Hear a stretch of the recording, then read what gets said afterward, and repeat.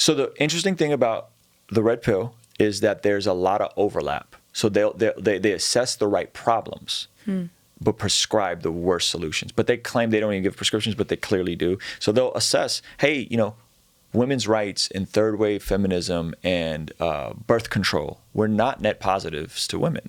And they'll assess that, hey, men are hurting. Men are the most likely to die on the job, most likely to commit suicide, most likely to be depressed, most likely blah, blah, blah, blah.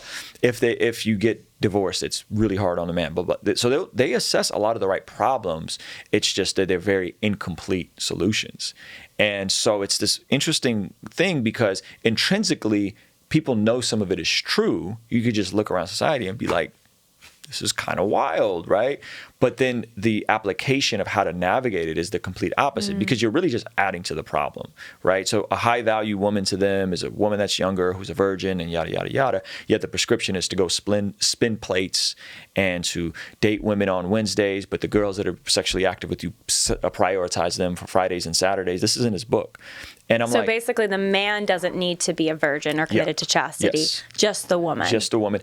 And my thing is, and he's okay with that for his daughter. And again, right? I didn't poke at the daughter thing, but I'm like, but you're making the problem worse. Of course, because now we know that the more partners someone has, the less likely they are to be satisfied in a marriage. That's empirically proven. So now all these women that say they're at X amount of partners, the CDC says the average woman has 4 partners, self-reported. We don't know how accurate. Average man has 6. So now you're making this worse because you're creating more and more women that are going to have more and more partners that are probably eventually going to want to settle down and are going to have struggles in their marriage because of this. Or you're going to have a bunch of abortions.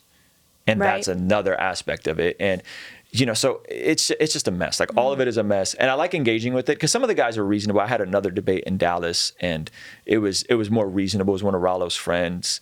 But some of it is just really over the top. And I also don't know how... They're searching, right? Yeah. I mean, they're kind of... Like you said, there's a problem that we all know is a problem, which is like male, female. Our relationships today are torn up. Yes. People are miserable.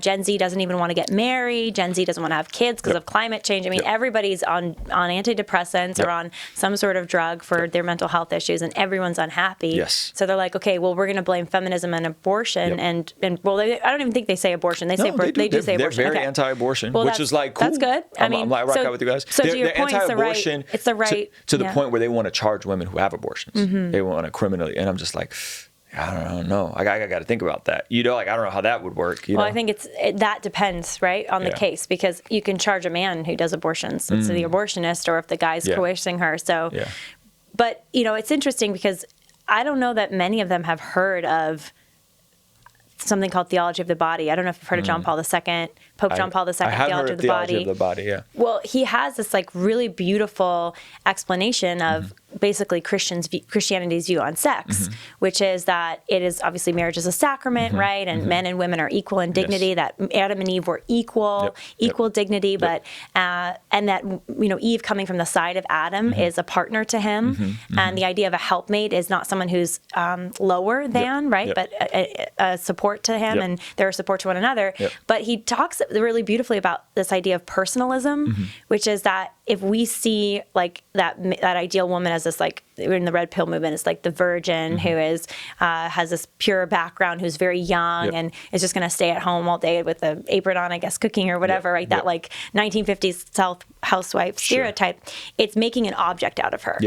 As opposed to what you're supposed to do in marriage, which is love a person, a subject. And it's not just for what they can do for me, it's what can I do for them. That's good. Yeah, you service. You're serving each other. Exactly. And so anyways, but I just feel like what's their response to that? I mean, I'm sure you've said stuff like that to them. That is the conversation I've tried to lean in on. And so Rollo is also kind of behind the scenes, I don't say responsible for, but friendly with Andrew Tate. So the explosion of Andrew Tate is connected to this entire movement. So long story short, what happened with me and Rollo was we had this debate, 2.5 hour conversation. I read his books. I honored him. I respected him. It was good. I think it was a little too good for me. His fanboys are always going to say, Ruslan's a simp. He doesn't get it. Da, da, da. But what happened was, so then he comes back, and I had my iPad. I had notes. I was pulling up studies. I was showing data. And he does a stream where he basically says Ruslan was getting information fed to him on his 2 Apple Watches. This isn't an Apple Watch. During the debate, and basically created this whole conspiracy that I cheated. that I was getting information fed to me By feminists? By Zach, Yeah. who was in there screen okay. grabbing parts of the conversation because we were making our own highlight version. So was that like a rule going into the debate that you weren't allowed to like pull things up on your laptop?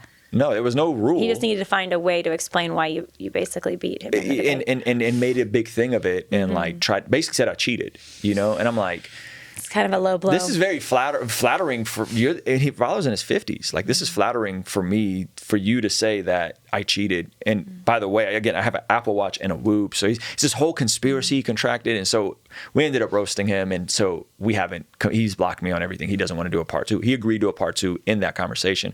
I've offered to fly him out, and he doesn't want to have the conversation.